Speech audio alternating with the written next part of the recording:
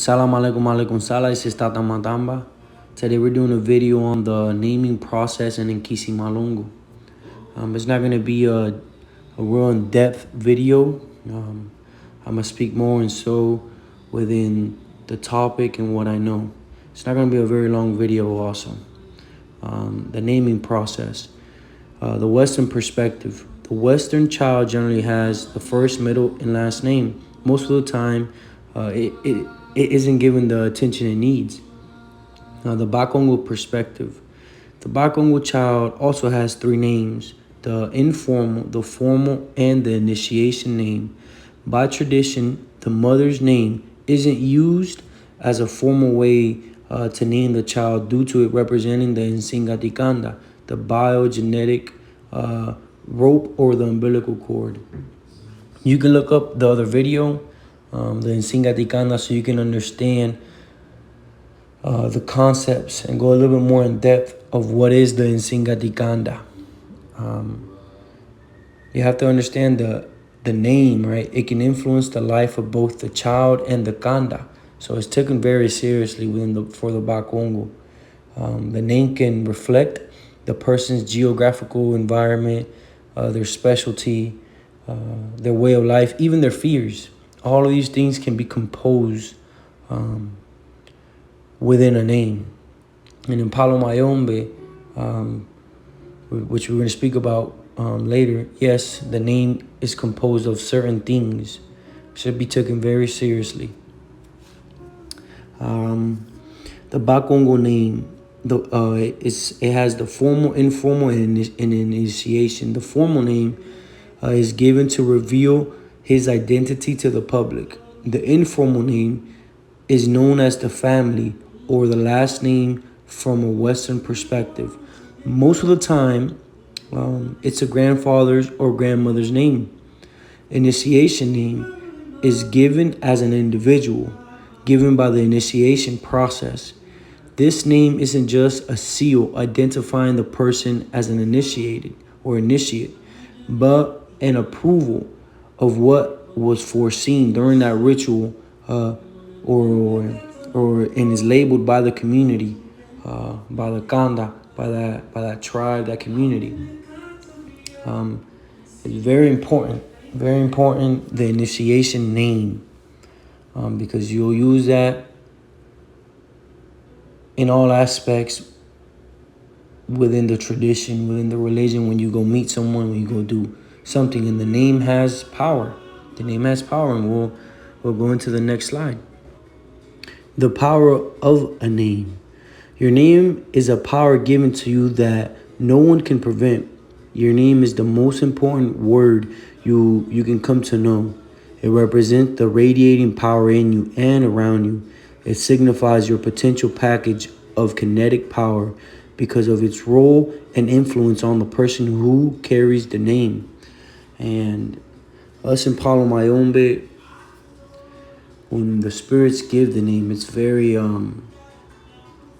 important that you eventually find out its meaning, because it's foreseen, and that holds your power. When you meet other tatas or you speak to other people, you're going to hear names like Tata, for example, like Tata Michael, or Tata Jose, or Tata Juan, or Tata, any Tata. And it's given, he still uses his Western name given within society, and that's fine. But I'm pretty sure those tatas have an initiation name that they don't speak of. Only when they go inside the Munanso Congo, or when they knock, la talanquera in the door, and they ask, hey, who's wanting to come inside the Munanso Congo, and he'll have to say his name. Very important you learn your name. If not, you won't even be able to enter inside of a Munanso Congo, or even speak with the Nkisis, because you also will say your name in front of the Nkisis, or when you do certain rituals out in the forest or out in the river, in the mountains, or within nature, and you call these spirits or the Nkisis, the ancestral forces, you'll have to say your name to let them know who's calling them, because they won't recognize you. It's very important. Your name has power. it holds the spirits, name you because it'll hold the power, your potential in there or in it, in it. Now, and in Nkisi Malongo, right? In Palo, after initiation, you'll receive a name given by the spirits representing who you are and your Nsinga Dikanda, right? That spiritual umbilical cord. This name will be used to conversate with the dead and perform rituals. Yeah, even during consultations, sometimes you'll have to say your name, so the Nkisi can know who they're conversating with. If you're not doing it with your Nkisi, with other Nkisis, or if I go to my godchild's house, I have to say my name so they know, hey, this is my Mfumo, the chief within our community.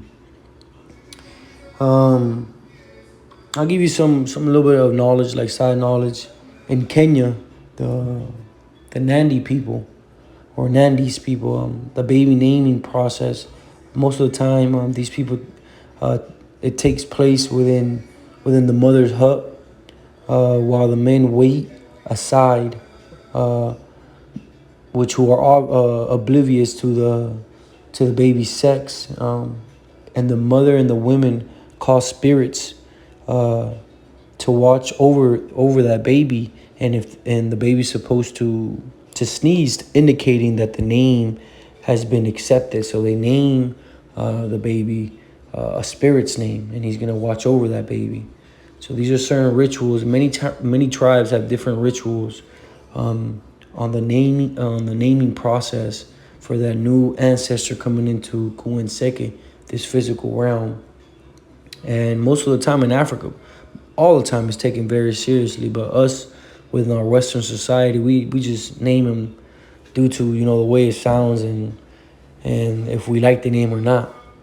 But the name has power, and within Palo Mayombe, you should be given a name. And if you're a new initiate and you just got initiated, you should be studying your name. It's very important. If not, you're not going to be able to do or grow within the tradition, because these things are fundamental. If you don't know your name and you can't practice, you can't go inside of Munaso Congo, you can't do many things without that name, because it's a label to you and your community and where you come from. I hope you guys like this little short video. Like, share, subscribe, leave a comment. Thank you for your time. Salam alaikum, alaikum salam.